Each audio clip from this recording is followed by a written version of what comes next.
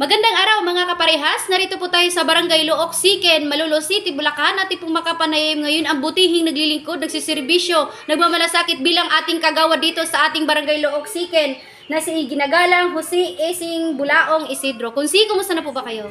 Mabuti naman po at wala naman pong problema. Okay. So Kunsi, katanungan ko lang po, kumusta na po ba ang ating hinawakan na komite ngayon dito sa ating Barangay Look Siken bilang isang kagawad?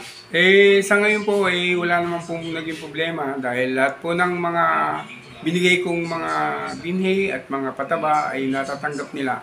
At yun po ay galing sa ating butihing mayor, sa ating mga sa nasyonal, sa ating presidente. Yan po yung mga bigay nila sa amin. At saka nabibigyan po tayo ng binhi, ng buto na tayo pamimigay din natin sa ating kabarangay. Okay. So ano po ang ating mga karagdagang pang programa regarding po dyan sa ating komite na hinawakan sa agriculture po? Sana po ang ating barangay ay magkaroon ng isang magandang sasakyan o ano pa man yung kailangan natin ng yung service na madadala natin sa malalayong lugar, kamukha ng patrol na mga 4 wheels, ganyan. Tapos mga yung mga biyaya na kailangan natin dumating sa ating barangay. Okay. Dahil yan po ay para sa ating mga kabarangay at hindi natin kailangang pagdamot sa kanila. Okay. So karagdagan pa po nga, kumbaga, dapat tutukan. Kung sakali po kayo palaring muli, ano pa po ang dapat tutukan natin sa ating Barangay Look Siken?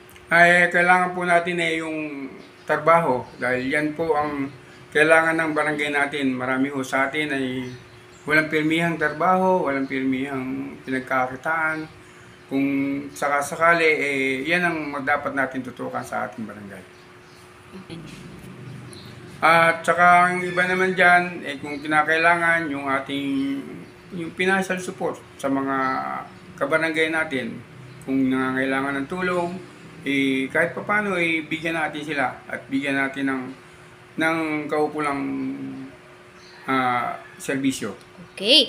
So kung mensahe na lang po sa ating mga minamahal na kabarangay, ano po ba ang inyong mensahe o inyo pong ipahatid na mensahe sa ating mga kabarangay po?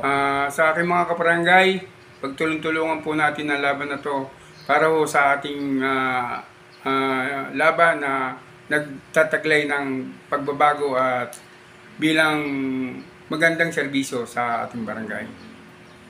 Okay. Muli po, ako po ay lumalapit sa inyo sa magandang aking ginawa ay sana ibigyan pa ninyo muli ng panibagong pagkakataon para manungkulan sa ating barangay. At maraming salamat po sa inyong tulong. Sana po iboto po ninyo akong muli sa aking pagtakbong ito at asahan ninyo na gagawa ako ng paraan para sa inyong lahat. Maraming salamat po. Okay, yan po ang mensahe ng ating butihing naglilingkod ngayon dito po sa ating Barangay Look Siken. Ang ating butihing barangay kagawad, ang handog po niya ay tunay na pagmamalasakit, paglilingkod at pagsiservisyo na pantay-pantay ang pagtingin sa kabarangay niya. Okay po, mula po dito sa Barangay Look Siken, Malolos City, Bulacan, Lee Castro po ng Parehas News. Ingat-ingat po kayo kung si in your family. God bless us all. Maraming salamat po sa inyo.